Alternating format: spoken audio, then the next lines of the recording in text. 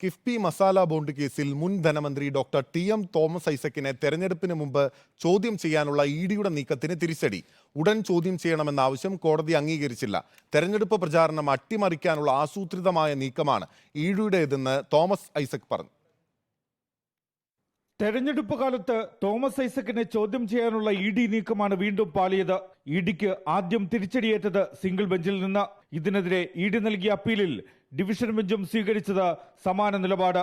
കേരളത്തിലെ വോട്ടെടുപ്പ് ഏപ്രിൽ 26-ന് അവസാനിക്കുമല്ലോ എന്ന ഡിവിഷൻ ബെഞ്ച്. വോട്ടെടുപ്പിന് 2 ആഴ്ചയിൽ താഴെ മാത്രമാണ് ബാക്കി. അതിനുശേഷം ചോദ്യം ചെയ്യാൻ ആവശ്യത്തിന് സമയമുണ്ടല്ലോ എന്നും ഇഡിയോട് ഡിവിഷൻ ബെഞ്ച് ചോദിച്ചു. തുടർന്ന് ഇഡിയുടെ അപ്പീൽ ഹൈക്കോടതി ഡിവിഷൻ ബെഞ്ച് മെയ് ആദ്യവാരം പരിഗണിക്കാൻ മാറ്റി.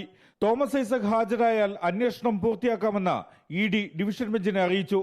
ഇഡി രാഷ്ട്രീയം കളിക്കുകയാണെന്നും ഇഡിയുടെ നീക്കത്തിന് ഹൈക്കോടതി കൂട്ടുനിന്നില്ലെന്നും ഡോക്ടർ ടി.എം. തോമസ് ഐസക് പ്രതികരിച്ചു.